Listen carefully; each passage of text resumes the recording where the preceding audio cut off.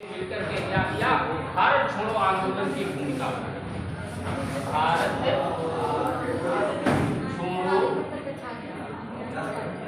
आंदोलन, भारत छोड़ो आंदोलन, भारत छोड़ो आंदोलन जो है क्या है, इसकी पृष्ठभूमि क्यों बनी, पृष्ठभूमि। हाँ देखो, भारत छोड़ो आंदोलन की जो पृष्ठभूमि है वो कैसे बनी। क्रिप्स मिशन क्या सफल रहा? नहीं रहा। क्रिप्स मिशन की असफलता, क्रिप्स मिशन की असफलता, क्रिप्स मिशन की असफलता हो चुकी है। क्रिप्स मिशन की असफलता, युद्ध के बाद में सरकार ने शांतिपूर्ण, देखो एक तो क्रिप्स मिशन की असफलता हो गई, लेकिन उन्होंने कहा कि भारतीय अगर हमारा सहयोग देंगे तो युद्ध के बाद भारत में क्या करेंगे, शांतिपूर्ण राजनीतिक गतिविधियों पर विचार करेंगे। लेकिन उससे पहले भारत जैसे क्रिप्स मिशन, हमने क्या बताया आपको, क्रिप्स मिशन ये कैसा है, असफल रहा ना, ऐसे लिख सकते हैं। क्रिप्स मिशन जब अंग्रेजों का लाया हुआ है, 1942 में आया है, ठीक। अब क्रिप्स मिशन जब असफल हो गया, इसके असफल होने के बाद, क्रिप्स मिशन की असफलता के बाद वहां के ब्रिटेन के लोगों ने भारत में राजनीतिक और शांतिपूर्वक राजनीतिक गतिविधियों पर भी रोक लगा कि तुम शांतिपूर्वक धरना प्रदर्शन और राजनीतिक गतिविधियों पर उन्होंने रोक लगा दी। अच्छा, अभी तक तो भारत में आंदोलन चल रहा है, अब राजनीतिक शांतिपूर्वक भी हम बातचीत करना चाहें, भी आप हमें गलत समझा रहे हो, तो गलत रोक लगा दी। तब लोगों ने कहा कि अब तो ये हमारे साथ बहुत गलत अन्यायपूर्वक कार्य कर रहे हैं। तब इन्होंने क्या किया, गांधी ने क्रिप्स मिशन के जब लौट जाने के बाद एक प्रस्ताव रखा। क्या प्रस्ताव था कि भारत ब्रिटेन को भारत छोड़ने की बात की, क्या कि ब्रिटेन के जितने लोग हैं वो भारत छोड़ दें, अगर ऐसा नहीं करेंगे तो कहीं जापान वाले ब्रिटेन के चक्कर में हम पर हमला कर देंगे और वो ब्रिटेन के तो लोगों को भगा देंगे और जापान वाले हमको फिर से गुलाम बना लेंगे। तो भारत में जब गांधी जी ने कहा भी था कि ऐसा मत करिए कि मुझे ऐसा छोड़ के जाइए, कम से कम भारत के लोगों को भारत के लिए ही छोड़ के जाइए, ब्रिटेन के जापान के लिए मत छोड़ो।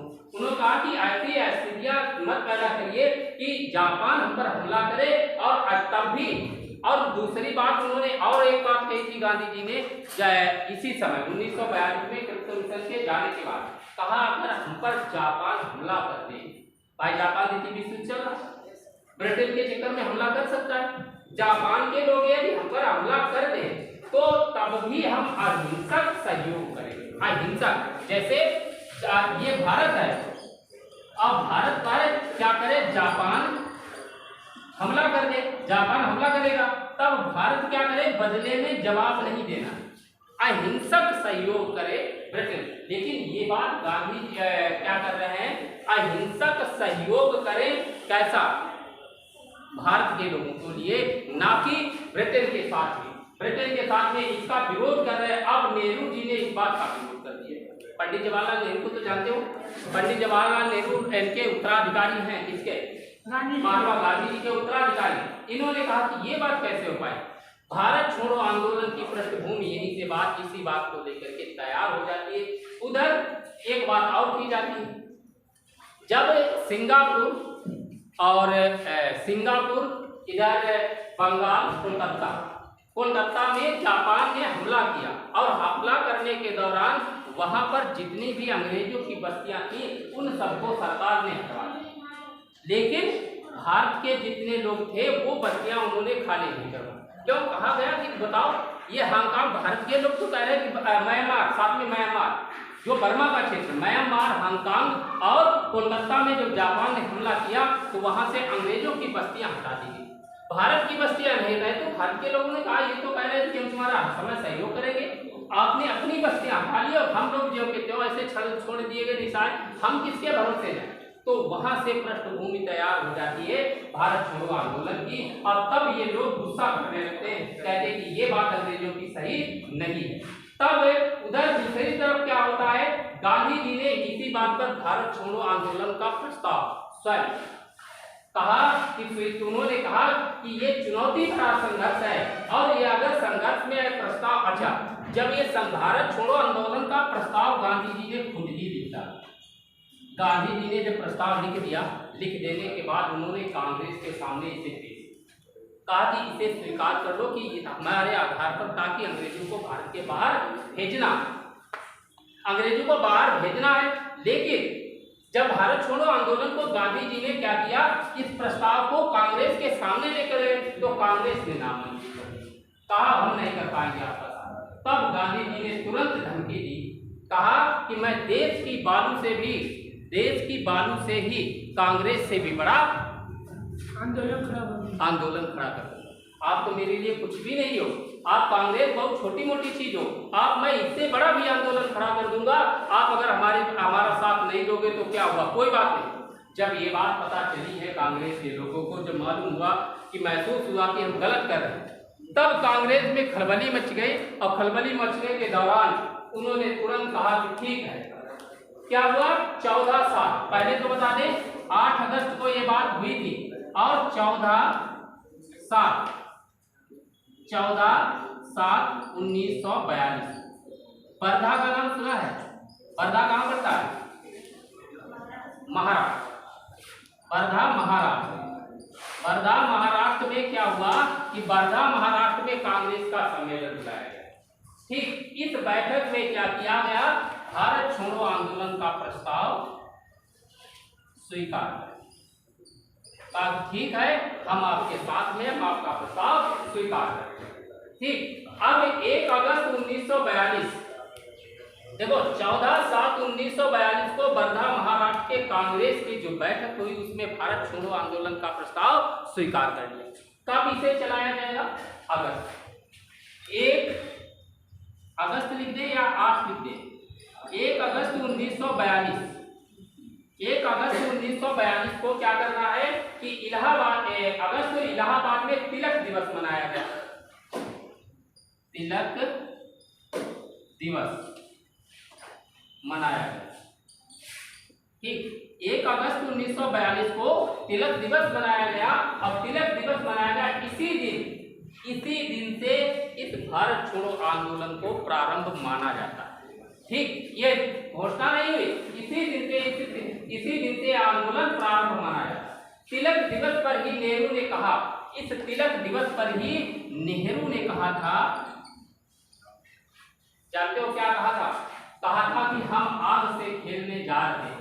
जिसका ऐसे कहे, हम आग से खेलने जा रहे हैं या 2 धारी तलवार का प्रयोग कर रहे हैं, जिस पर ऐसा भी हो सकता है जिसकी चोट उल्टी हमारे ऊपर भी पड़ सकती है।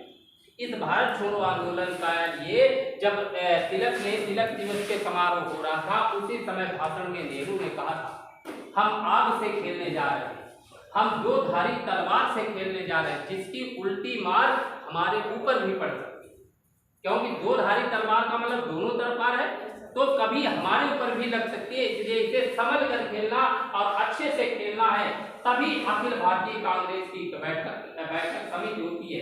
अखिल भारतीय कांग्रेस समिति बैठक, ये बात लिखनी नहीं है, ठीक। देखो, अब भारत छोड़ो आंदोलन कब से शुरू हुआ?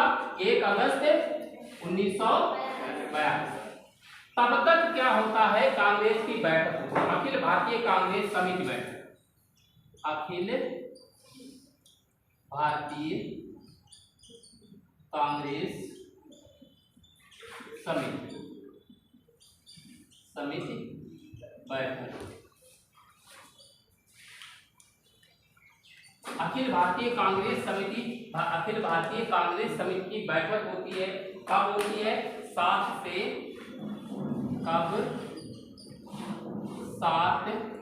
व 8 अगस्त 1942। ये 8 है, 7 व 8 अगस्त 1942 बैठक होती है। कहाँ वो पहले तो बता दें, इसके अध्यक्ष कौन होते हैं?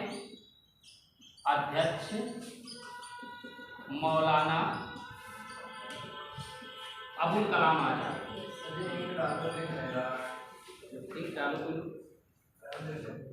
डाल पाओगे?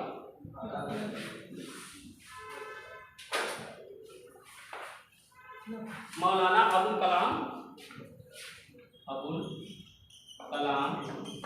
आजाद, मौलाना अबुल कलाम आजाद जो इसके इस कांग्रेस बैठक में आते हैं। कहाँ हुआ था ये बता दें आपको, ग्वालियर टैंक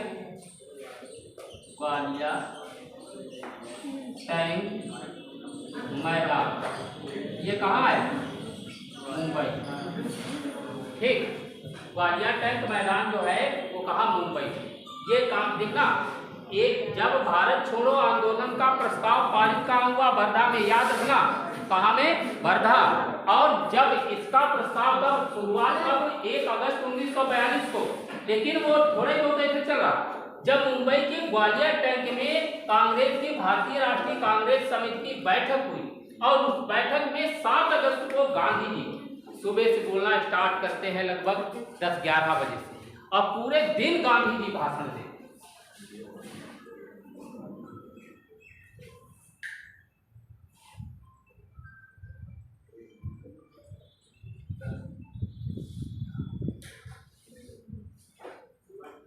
पूरे दिन गांधी जी भाषण देते हैं, और भाषण देने के दौरान उन्होंने कहा कि बैठक में भारत छोड़ो आंदोलन का प्रस्ताव नहीं। अब देखो, यहीं पर ग्वालियर टैंक मैदान में गांधी जी ने पूरे दिन भाषण दिया और पूरे जोर शोर से कहा कि दुनिया के सभी लोग एक हो जाओ, अंग्रेज हमारे लिए ऐसे नहीं छोड़ के जाएंगे, बहुत भारत छोड़ो, इनका सहयोग करो, और सब लोग दिल्ली की तरफ चलो और वहीं पर करो। कहा कि अब जैसे ग्वालियर टैंक मैदान के बाहर थोड़े से जैसे व्यक्ति हैं, ग्वालियर टैंक मैदान पूरा भर गया, उसके बाहर और ज्यादा लोग, बहुत ज्यादा लोग बहुत इकट्ठे होते गए, उत्साह भी बढ़ता गया। जैसे उत्साह बढ़ता गया वैसे गांधी जी का भी उत्साह बढ़ता गया। और इन्होंने तब कहा कि गांधी जी ने कहा कि अब करो या मरो का नारा, या तो हम भारत को आजाद करवा लेंगे, नहीं तो हम अपने प्राण त्याग देंगे, आप हमारे साथ हो जाइए। सब लोगों से विनम्र पूर्वक निवेदन किया और सब लोग वहीं से 7 अगस्त 1942 से ही इस आंदोलन को खूब भाषण, जोशीले भाषण दिए। जैसे कहा जाए कि बूढ़े हो चुके, कौन? गांधी जी बूढ़े हो चुके, लेकिन 23-24 साल के नौजवान की तरह उन्होंने भाषण दे करके लोगों को प्रोत्साहित किया और आगे बढ़ने के लिए कोशिश की। और तब जाकर के यही बैठक में भारत छोड़ो, इसी बैठक में हम बात लिख रहे हैं, बैठक में भारत छोड़ो, अंग्रेजों भारत छोड़ो, अंग्रेजों भारत छोड़ो प्रस्ताव। अब देखना यही बात, देखो जब अंग्रेज भारत छोड़ो आंदोलन की शुरुआत हो रही थी, गांधी जी ने प्रस्ताव जब लिखा तब पंडित जवाहरलाल नेहरू ने इसका विरोध किया। जब ग्वालियर टैंक बैठक में, जो ग्वालियर मैदान में जो है यहाँ पर मुंबई में ग्वालियर टैंक मैदान में जब क्या हुई, बैठक हुई भारतीय कांग्रेस, तब यहाँ पर प्रस्ताव पेश करने वाले, प्रस्ताव को पारित करने वाले जो है भारत छोड़ो आंदोलन का, वो गांधी पंडित जवाहरलाल नेहरू ने ही प्रस्ताव पारित किया।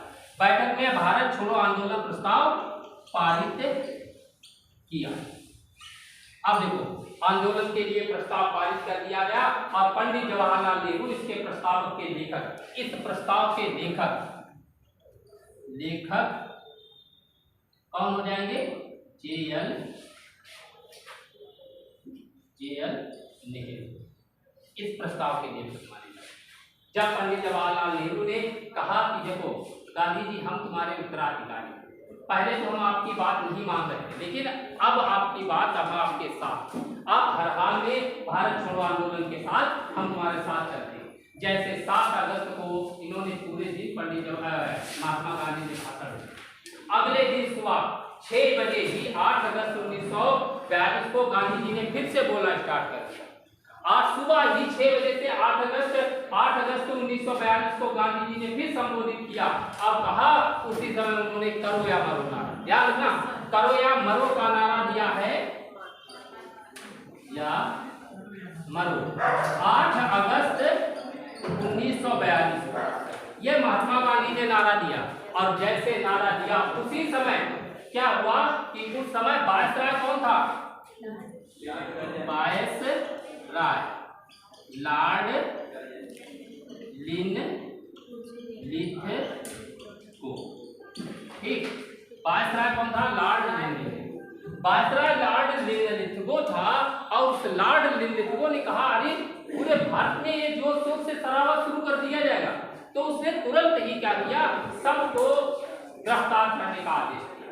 और गिरफ्तार करने के लिए जैसे कभी नाम सुना होगा, जब पाकिस्तान के कुछ लोग भारत में आ गए और उस समय भारत में युद्ध के रूप में जो उन पर ऑपरेशन चलाया गया, तो उस ऑपरेशन को क्या कहते हैं? ऑपरेशन का कुछ नाम दिया जाता है, ऐसे ऑपरेशन का नाम दिया जाता है या नहीं, ये पहले दिया जाता है। ऐसे भारत छोड़ो आंदोलन जब शुरू हुआ है तो इनके बड़े बड़े सब नेताओं को गिरफ्तार करने के लिए एक क्या चलाया गया था? ऑपरेशन। ऑपरेशन का नाम क्या है? Operation zero hour. Operation zero hour. ये भारत छोड़ो आंदोलन के लोगों को गिरफ्तार करना है। ठीक, इन्होंने कब से? 8 अगस्त 1946 सुबह से ही कांग्रेस के जितने भी ऑपरेशन, देखो 8 अगस्त 1946 को ये भारत छोड़ो दे दिया और यहीं से आंदोलन का दमन करने के लिए ऑपरेशन जीरो का शुरुआत कर दी है। किसने? लॉर्ड लिनलिथगो ने ऑपरेशन जीरो ओवर के तहत और 9 अगस्त 1942 को कांग्रेस के समस्त नेता उसने क्या कर लिए? गिरफ्तार कर लिए। हमारी बात समझ लेना। देखो जैसे ग्वालियर कैंप में भाषण दिए गए, 7 अगस्त की बात निपट गई। 8 अगस्त को जैसे प्लान बनाया लॉर्ड लिनलिथगो ने, जो वायसराय, उसने कहा कि कांग्रेस के जितने बड़े नेता हैं उनको सबको गिरफ्तार कर लो, कोई ऑपरेशन चल ही नहीं, वो आंदोलन चल ही नहीं पाएगा, ऐसा करिए। तब उसी आधार पर 9 अगस्त 1942 को कांग्रेस के जितने भी बड़े नेता थे उन सभी को गिरफ्तार कर लिया। ठीक, उन सभी को गिरफ्तार कर लिया गया और गिरफ्तार करके कहाँ रखा गया, ये इंपॉर्टेंट। पहले नंबर जैसे महात्मा गांधी, सबसे बड़े नेता उस समय वही तो होंगे, गांधी जी। तो लिख लो, एक तरफ नेता, एक तरफ डालो नेता और दूसरी तरफ डालो जी। नेता लिखना महात्मा गांधी, कस्तूरबा गांधी, सरोजिनी नायडू, जेल या स्थान। महात्मा गांधी,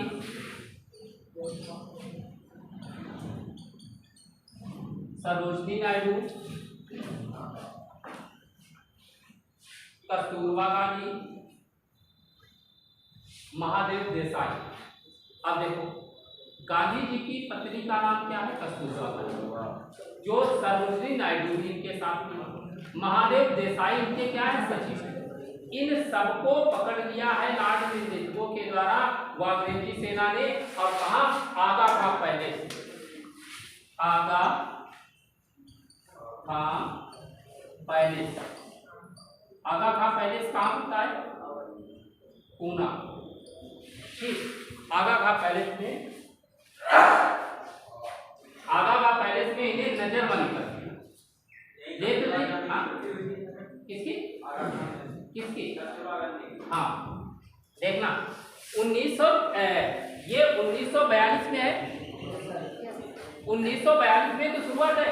अब इनको 9 अगस्त 1942 को इन्हें नजरबंद कर दिया, लेकिन 1942 के लास्ट दिसंबर 1942 में महादेव देसाई की मृत्यु हो जाती है। इसी आगा खां पैलेस और इसी में 1944 में गांधी जी को गिरफ्तार बाहर निकलने से पहले 1944 में इनकी पत्नी कस्तूरबा गांधी की इसी आगा पैलेस में ही मृत्यु हो जाती है। दोनों की मृत्यु यही हो जाती है।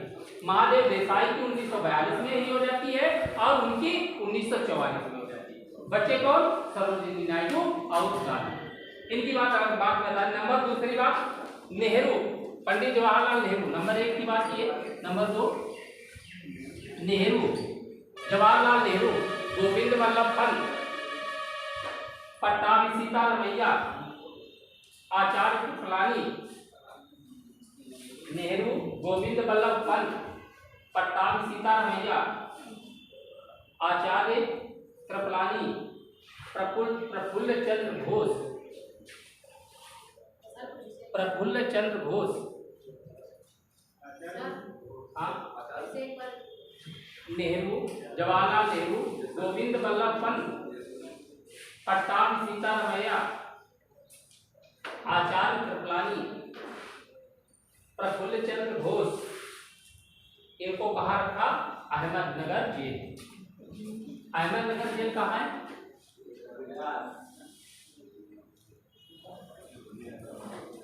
बताइए। अहमदनगर गुजरात में होगा कि महाराष्ट्र? अहमदनगर लिख लेना,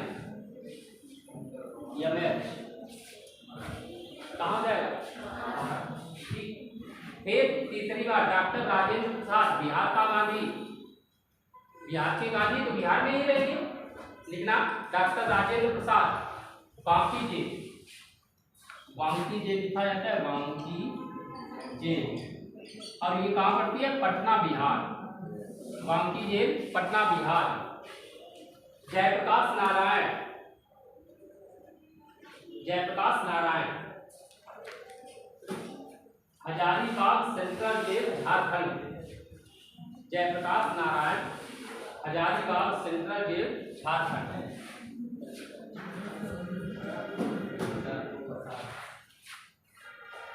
Hazaribagh central jail Jharkhand.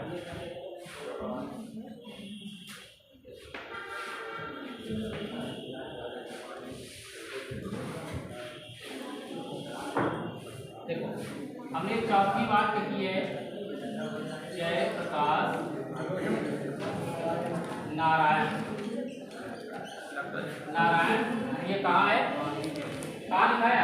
Hazaribagh central jail Jharkhand.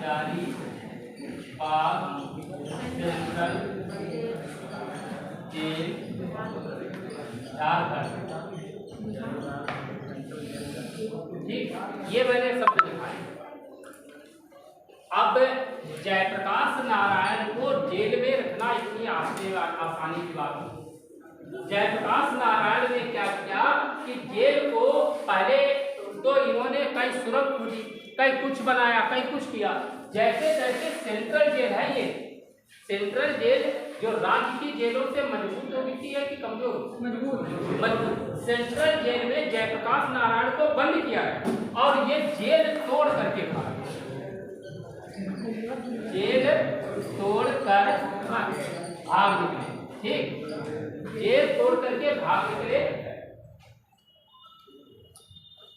Jail तोड़ करके ये भाग निकले। और भाग करके इन्होंने क्या किया?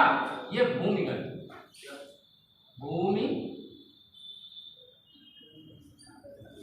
हुए।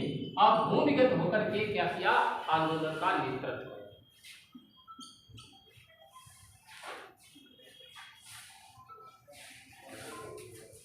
जी सर, हाँ जी सर, पढ़ा।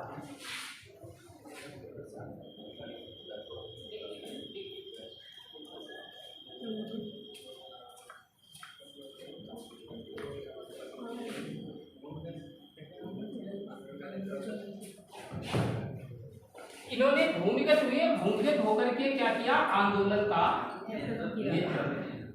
भूमिगत होकर के आंदोलन का नेतृत्व करने कहने लगे कि भारत छोड़ो आंदोलन में, भारत अलग में क्या किया और कैसे किया? आंदोलन होकर के संचालित किया, नेतृत्व करने लगे। आजाद दस्ता का गठन कर दिया। क्या किया? आजाद दस्ता का गठन। और चल फिर करके सब लोगों को सुझाव देते। आप देखो जितने बड़े नेता हैं वो सभी गिरफ्तार होकर के जेल में पड़े। अब ये है भूमिगत होकर के, खुला होकर के नहीं, भूमिगत होकर के क्या कर रहे हैं? साथ दे रहे हैं लोगों का और कह रहे हैं कि साथ चलिए, इस प्रकार काम करिए, उस प्रकार काम करिए, ये सब चीजें बता रहे हैं। उधर राम मनोहर लोहिया का नाम सुना है? राम मनोहर लोहिया ने क्या किया? और अरोड़ा आसफ अली, इन लोगों ने भी इस नेतृत्व का संचालन करना शुरू कर दिया।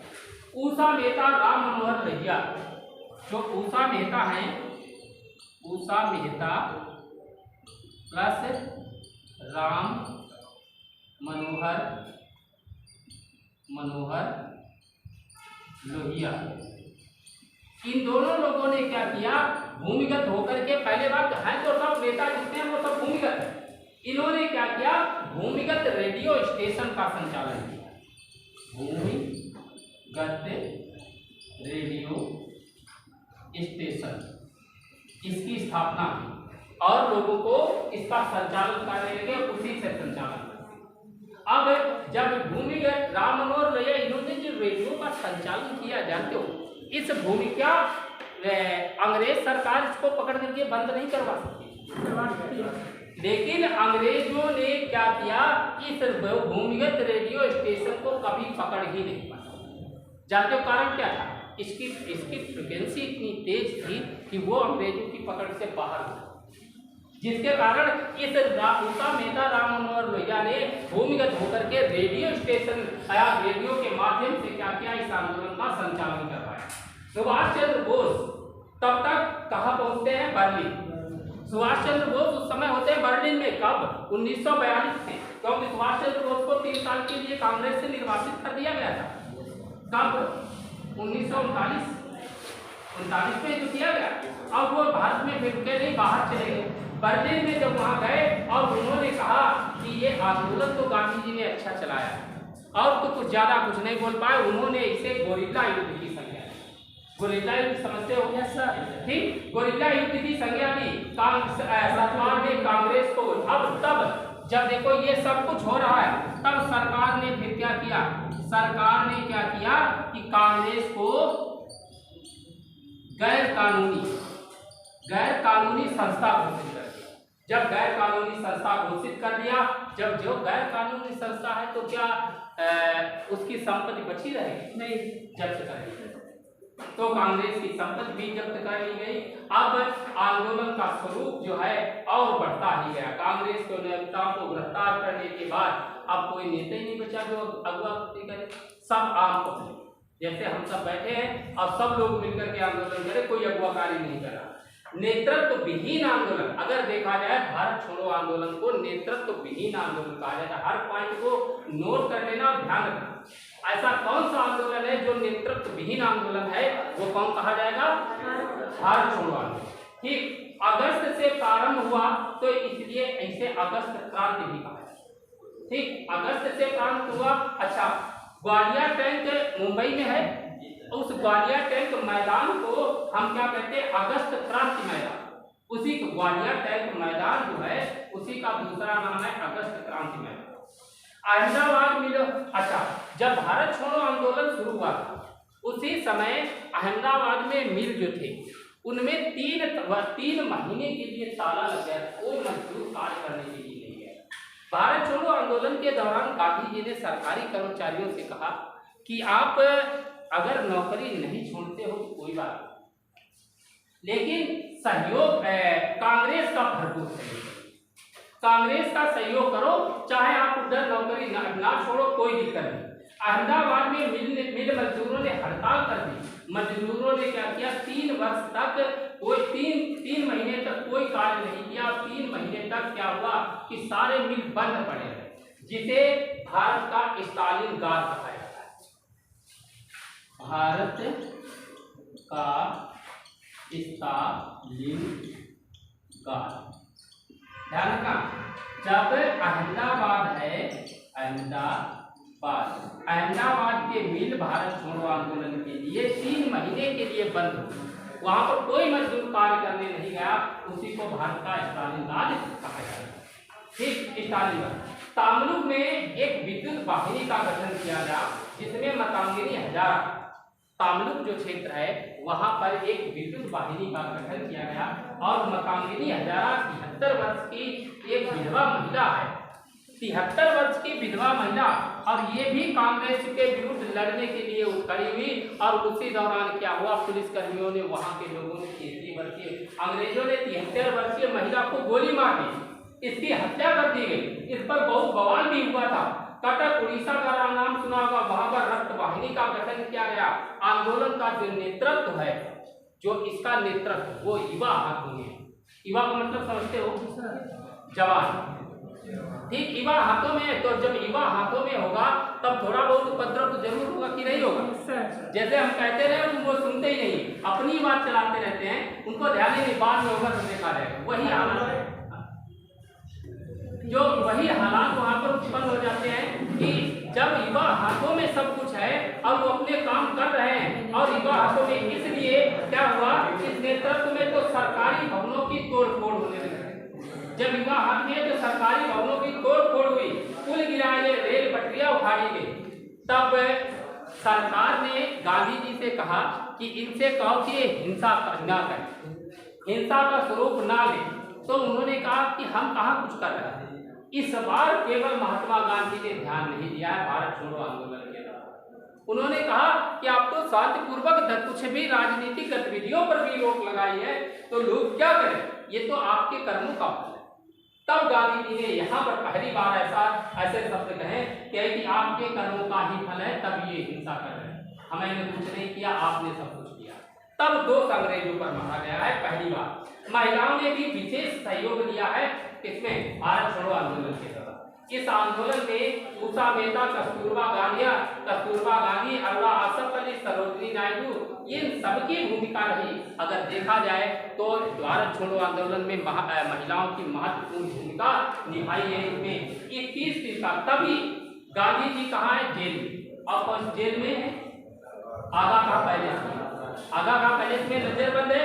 वहीं पर गांधी जी ने और उधर जो सरकार है उसने कैसी नीतियां अपना रखी हैं, दमनात्मक, सरकार ने दमनात्मक नीतियां अपना रखी हैं। यहाँ पर दमन कर रहे हैं लोगों का ताकि वो आंदोलन ना करें। अब इस दमनात्मक नीतियों के विरोध में सरकार की, ये बात हटा ले, सरकार की दमनात्मक नीतियों के विरोध में गांधी जी ने क्या किया, आगा खा पैलेस में 21 दिन का उपवास रखना प्रारंभ किया। हमारी बात समझना,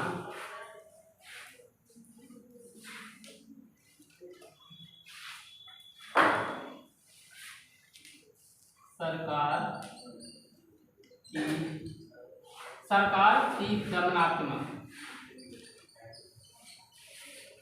नीतियों के कारण क्या किया, गांधी जी ने क्या किया, 21 दिन का उपवास रखना। ठीक, हमारी बात समझना, 21 दिन का उपवास प्रारंभ किया। सरकार ने अंतिम सरकार की तैयारी। अब देखना, सरकार की दमनात्मक नीतियों के कारण गांधी जी ने 21 दिन का उपवास रखा। उम्र तब तक काफी हो चुकी है। क्या गांधी जी 21 दिन तक बिना कुछ खाए पिए रह सकते हैं? तो मर ही जाएंगे। सरकार ने भी अपनी कोशिश कर ली है कि अब इनका अंतिम फैसला है, इन्हें यही मर जाने दो और कुछ नहीं।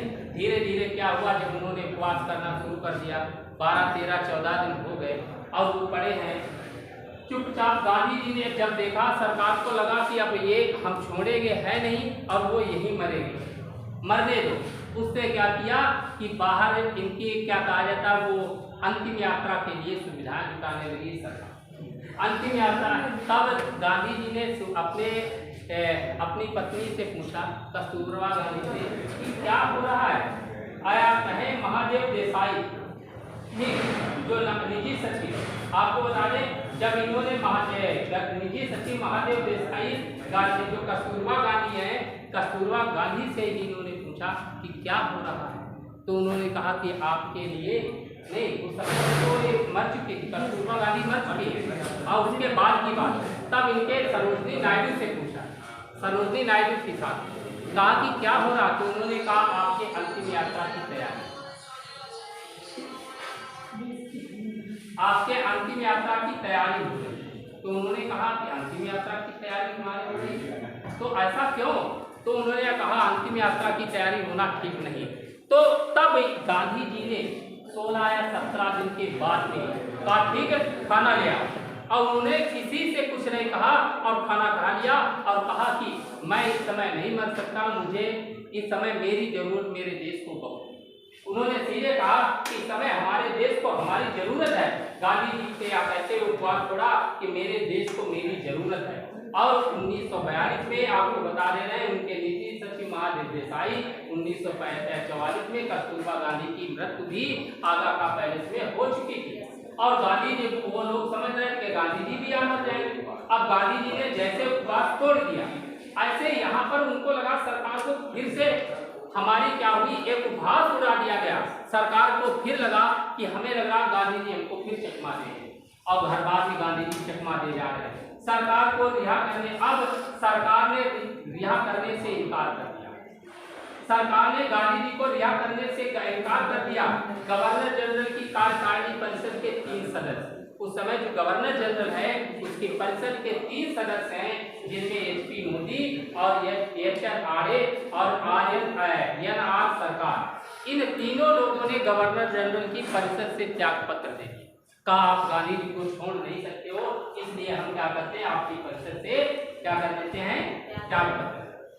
तब तक सरकार ने क्या किया, उधर वायसराय कौन थे, लॉर्ड लिनलिथगो। लॉर्ड लिनलिथगो के स्थान पर लॉर्ड वेलेनकोवर, भारत में राजनीतिक गतिविधियों को दूर करने के लिए लॉर्ड लिनलिथगो के स्थान पर लॉर्ड वेलेनकोवर सरकार ने दी। और लॉर्ड वेलेन आते हैं, तब उन्होंने क्या किया, 6 मई 1944 6 मई 1944 को लॉर्ड वेलेन ने गांधी जी को, लॉर्ड वेलेन ने गांधी जी को रिहा कर दिया। ठीक, 6 मई 1944 को लॉर्ड वेलेन ने गांधी जी को क्या कर दिया, रिहा कर दिया। अब भारत छोड़ो आंदोलन की, अब क्या हुआ, जब गांधी जी को रिहा कर दिया, अब गांधी जी जेल के बाहर, क्या भारत छोड़ो आंदोलन समाप्त हो गया, अभी समाप्त तो नहीं हुआ। उधर भारत छोड़ो आंदोलन के दौरान चल ही रहा था। 1943 में एक मध्य क्रांति का नाम सुना होगा कि नहीं सुना है, मध्य क्रांति के एक न्यायाधीश थे टी बेकेडम, हालांकि इसकी जरूरत आप टेबल में नहीं है। टी बेकेडम ने क्या किया था, उनकी अध्यक्षता में एक आयोग गठित किया गया और उसको जांच करनी थी इसकी भारत छोड़ो आंदोलन, और उसने जांच करके 29 नवंबर 1943 को सरकार को रिपोर्ट सौंपी दी थी और उसमें कहा गया था कि भारत छोड़ो आंदोलन स्वतंत्रता के लिए बात काम कर रहे हैं।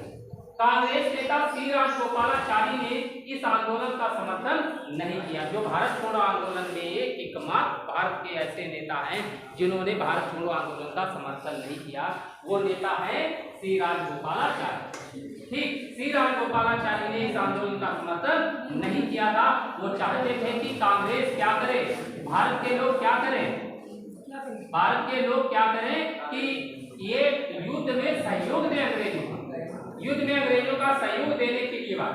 और यही जब भारत छोड़ो आंदोलन चल रहा था, उस आंदोलन के दौरान अनेक जगह समांतर सरकारें स्थापित हुई। समांतर सरकारें समझते हो, समांतर सरकारें समझते हो, समांतर सरकारें स्थापित की गई। जैसे मान के लिए चीन का प्रधानमंत्री और भारत का प्रधानमंत्री दोनों समान है। समांतर का मतलब भाई समान अंतर है दोनों में। अगर कहें यूपी का मुख्यमंत्री या उत्तराखंड के मुख्यमंत्री, दोनों की पावर बराबर है, दोनों एक समान है या नहीं है, अलग अलग क्या, अरे क्षेत्र नहीं, अधिकार की बात कर रहे हैं। अधिकार सबके बराबर है कि अलग अलग, बराबर है ना। जब समांतर सरकार में वो समानांतर से इस जो आंदोलन चला है, इस आंदोलन के दौरान कई जगह समांतर सरकारें गठित की गई।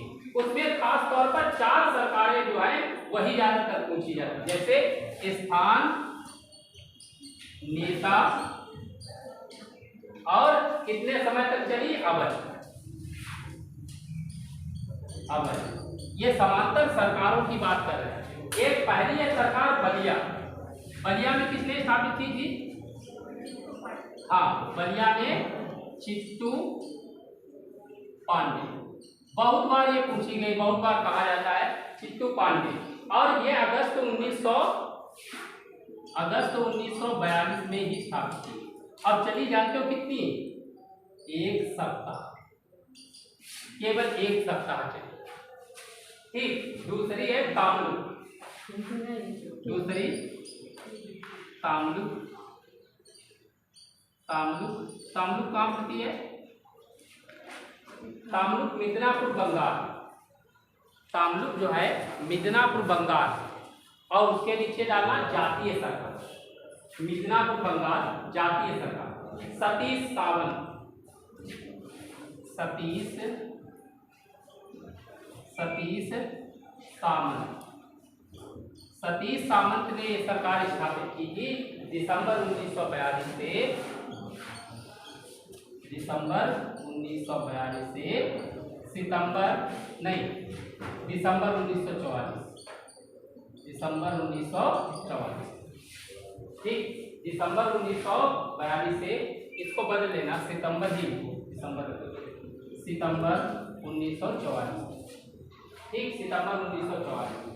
तीसरी सतारा की प्रति सरकार, सतारा की प्रति सरकार। सतारा की जो प्रति सरकार है ये कब? वी वाई चहवाल, ठीक, वी वाई चहवाल, और ये प्लस नाना पाटेकर, प्लस नाना पाटेकर, ये दोनों लोग मिलकर के क्या किया? ये 1943 से 45, 1943 से 45, इसको ब्रैकेट में लिख देना। सबसे लंबे समय, सबसे लंबे समय तक, जो सबसे लंबे समय तक सरकार चली है वही सतारा की सरकार है। चौथी है कोरावाट, कोरावाट, ये पड़ता है उड़ीसा, ठीक, कोरावाट उड़ीसा। यहाँ पर सरकार किसने गठित की? लक्ष्मण नायक, ठीक, लक्ष्मण नायक ने यहाँ पर सरकार स्थापित। लक्ष्मण नायक ने सरकार, आप देखो, भारत छोड़ो आंदोलन के दौरान अंग्रेज परेशान हुए। अब अंग्रेज परेशान हुए, ये परेशानी इतनी उनकी बढ़ती जा रही है, स्थान नहीं, इसके स्थान का पता ही नहीं चला, ठीक, इतने लिखना। कोरावाट उड़ीसा लक्ष्मण नायक ने स्थापित की थी, स्थान का पता नहीं, चाहो नेट पे डालो वहां भी नहीं मिलेगी, ठीक। बी वाई चहवाल, ठीक। अब क्या भारत छोड़ो आंदोलन अभी चल ही रहा, आंदोलन एक दिन हो, 2 दिन हो, 10 दिन हो, 15 दिन हो, 1 महीने हो, 1 साल हो, 2 साल हो, 2 साल हो गए, धीरे धीरे 3 साल पूरे होते जा रहे हैं।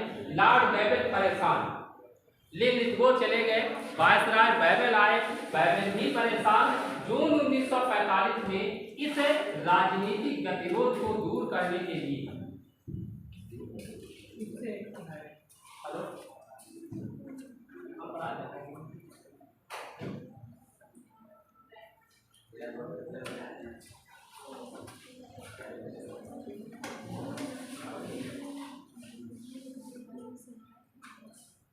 जब राजनीतिक गतिरोध को दूर करने के लिए अब लॉर्ड बैबल ने क्या किया? अपना एक सुझाव भारतीय नेताओं के सामने, एक सुझाव जून 1945, पहले इसको हटा लें। यस सर, देखो, भारत छोड़ो आंदोलन चल रहा है, राजनीतिक गतिरोध लगातार बढ़ रहा है, भारतीय विश्व युद्ध में सहयोग नहीं कर रहे हैं, ऊपर से मित्र राष्ट्रों का दबाव पड़ रहा है ब्रिटेन पर, कह रहा है कि भारत से सहयोग लो, सहयोग।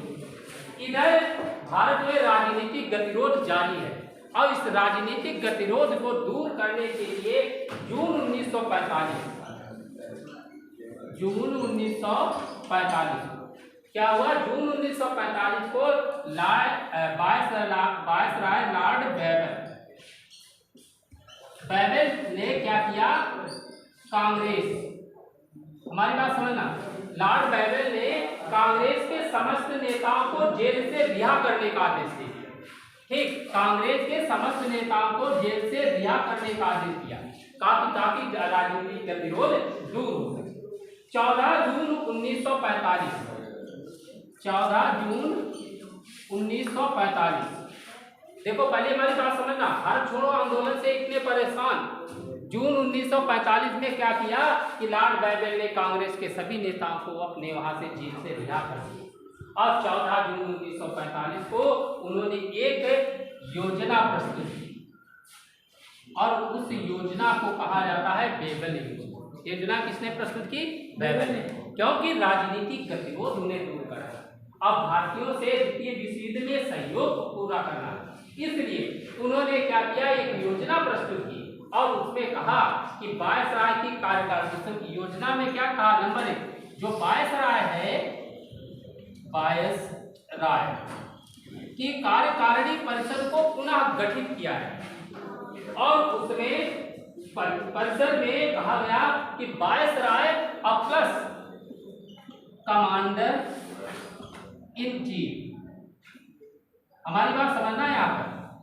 देखो लॉर्ड बैबल ने 14 जून 1945 को एक योजना प्रस्तुत की जिसे बैबल योजना कहा है। उसमें उसने कहा कि वायसराय की कार्यकारिणी परिषद को पुनः गठित किया जाएगा। उसमें वायसराय और वायसराय के अलावा कमांडर इन चीफ 2 लोग अंग्रेज होंगे, शेष सभी भारतीयों को रख दिया जाएगा। केवल मुखिया कौन? वायसराय और कमांडर इन चीफ 2 अंग्रेज रहेंगे, शेष सब भारत के लोग आ जाओ, अपना अपना काम करो। उन्होंने पहली बात ये कही। दूसरी बात, परिषद जो है, जो परिषद बनेगी, परिषद में हिंदू और प्लस मुसलमान, इन दोनों की संख्या कैसी रहेगी? बराबर। इनकी दोनों की संख्या बराबर। उस समय भारत में जनसंख्या हिंदुओं की थी 25 करोड़ और मुस्लिम जनसंख्या थी 9 करोड़। भाई उस समय पाकिस्तान और बंगाल ये सब तो प्रांत इसी में तो आते हैं। 25 करोड़ हिंदुओं की संख्या, मुसलमानों की संख्या 9 करोड़। और जो इस समय इन्होंने कहा परिषद में हिंदू और मुसलमानों की संख्या दोनों की बराबर है। जैसे अगर 20 सदस्य नियुक्त किए जाएंगे तो 10 हिंदू और 10 मुसलमान। ऐसी बात कही परिषद में बराबर बराबर संख्या रहेगी। तीसरी बात कही है कि सारे अधिकार सीमांत क्षेत्र आपने नाम सुना होगा, एक बार मैंने बताया था। सीमांत गांधी किसे कहते हैं? अब्दुल गफ्फार खान। अब्दुल गफ्फार खान किस क्षेत्र में है? उत्तर पश्चिमी सीमा प्रांत। उत्तर पश्चिम सीमा प्रांत का जो क्षेत्र है वहीं पर जो सीमांत प्रांत क्षेत्र है और कबायली और विदेशी मामलों के अलावा सारे अधिकार परिषद के भारतीय सदस्यों के होंगे। उन्होंने कहा जितने विदेशी मामले होंगे वो अंग्रेज करेंगे। सीमांत प्रांत जहां पर लाल कुर्ती सेना का गठन, जो सीमांत गांधी अब्दुल गफ्फार खान जहां पर रहते थे, उस क्षेत्र का वो क्षेत्र पूरा अंग्रेजों के दायरे में से सब भारतीय अपनी मर्जी का काम करेंगे। गवर्नर जनरल को वीटो का अधिकार प्राप्त रहेगा, लेकिन परंतु अनावश्यक प्रयोग नहीं करेगा। ये इन्होंने कहा कि गवर्नर जनरल को वीटो का अधिकार तो रहेगा, लेकिन अनावश्यक प्रयोग अब नहीं करेगा।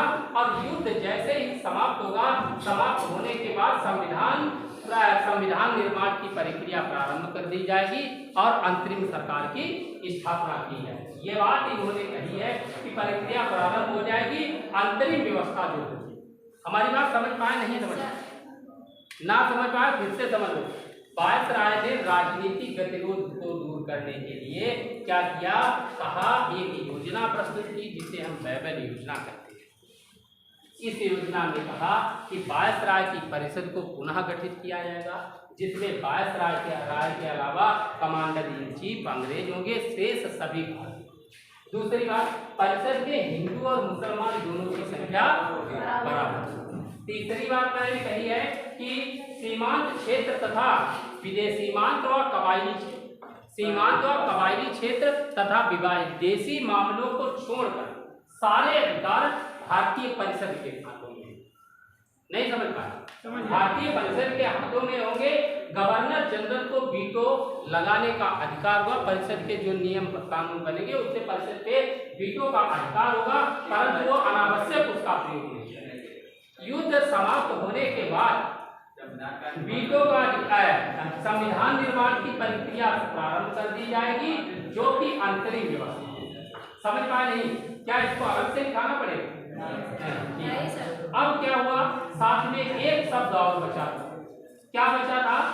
भारत में ब्रिटेन के, भारत में, हमारी बात सुनना, एक लास्ट सब लाइन इसकी, उन्होंने 5वीं बात कही कि भारत में ब्रिटेन का एक उच्चायुक्त नियुक्त कर दिया जाएगा जो व्यापारिक और आर्थिक हितों के संरक्षण के लिए कार्य करेगा। ब्रिटेन का होगा वो भारत में नियुक्त किया जाएगा, ठीक, जो क्या करेगा? भारत के जो व्यापारिक और आर्थिक हितों का संरक्षण वो करता रहेगा, इस बात के लिए। और इसी पर विचार जो बाइबल ने तो अपनी भाई कथा बोल दी, अपने नियम बना दिए, क्या भारतीय लोगों के मंजूर होंगे? नहीं भाई, बाइबल ने अपने नियम बताए, अपने मत बताया। अब इसी पर इस बाइबल योजना पर विचार करने के लिए उसने क्या किया? लॉर्ड बाइबल ने एक सम्मेलन बुलाया, और वो सम्मेलन कहाँ बुलाया? शिमला। इसलिए उसे हम क्या कहते हैं? शिमला सम्मेलन, ठीक। क्या किया? लॉर्ड बाइबल की योजना पर विचार विमर्श करने के लिए लॉर्ड बाइबल ने एक सम्मेलन बुलाया, और सम्मेलन कब बुलाया? 24 जून से 14 जुलाई,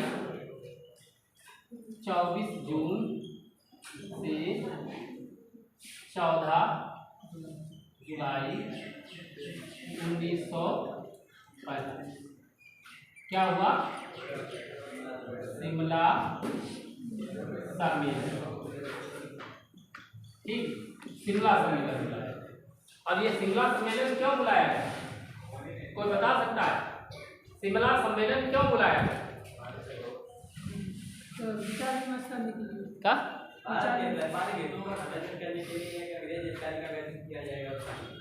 केवल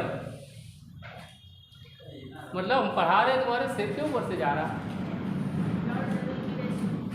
लॉर्ड बाइबल क्या? हाँ, लॉर्ड बाइबल की योजना पर विचार विमर्श करने के लिए क्या हुआ? 24 जून से 14 जुलाई 1945 में शिमला में एक सम्मेलन बुलाया। वो उस सम्मेलन में शामिल कौन होगा? सभी भारतीय नेता, सभी दल के भारतीय नेताओं को उसमें बुलाया। शिमला सम्मेलन जिसे हम कहते हैं, यह शिमला सम्मेलन में 21 भारतीय नेता, इतने कुल 21 भारतीय नेता, इसमें कुल 21 भारतीय नेता शामिल, ज्यादा नहीं हुए, केवल 21 भारतीय नेता शामिल। और इसमें क्या किया कि मुस्लिम लीग की तरफ मोहम्मद अली जिन्ना, लीग की तरफ से कौन है? मोहम्मद अली जिन्ना, ठीक, ये शामिल हुए। दूसरी तरफ कांग्रेस की तरफ से मौलाना अबुल कलाम आजाद, मौलाना अबुल कलाम आजाद शामिल। ये ज्यादातर आजाद ने इस सम्मेलन को भारतीय इतिहास में जल विभाजक की कही। अब देखना, एक बात हमें बताइए, क्या हुआ? हाँ, क्या हुआ?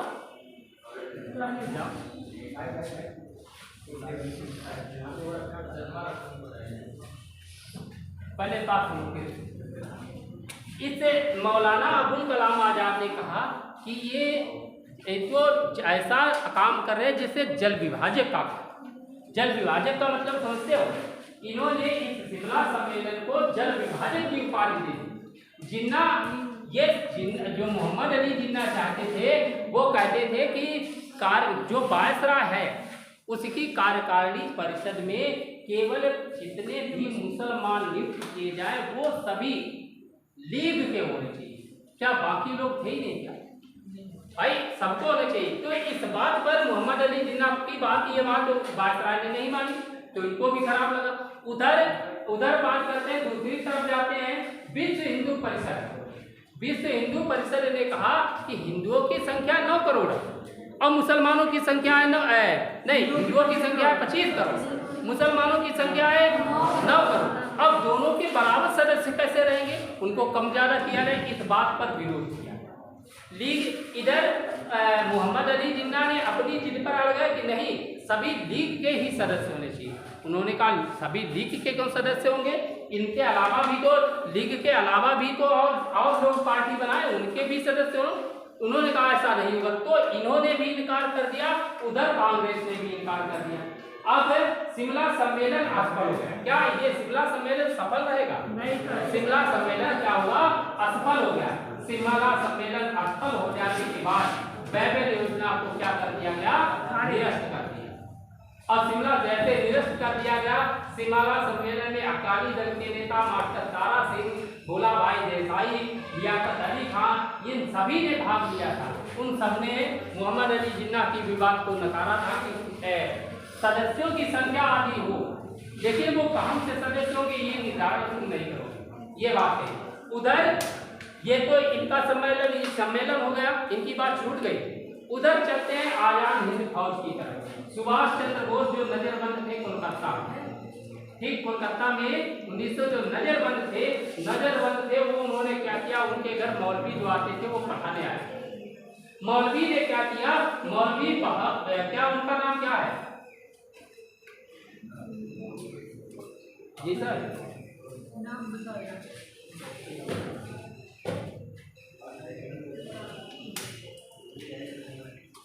क्या और 5-7 मिनट पढ़ा लें?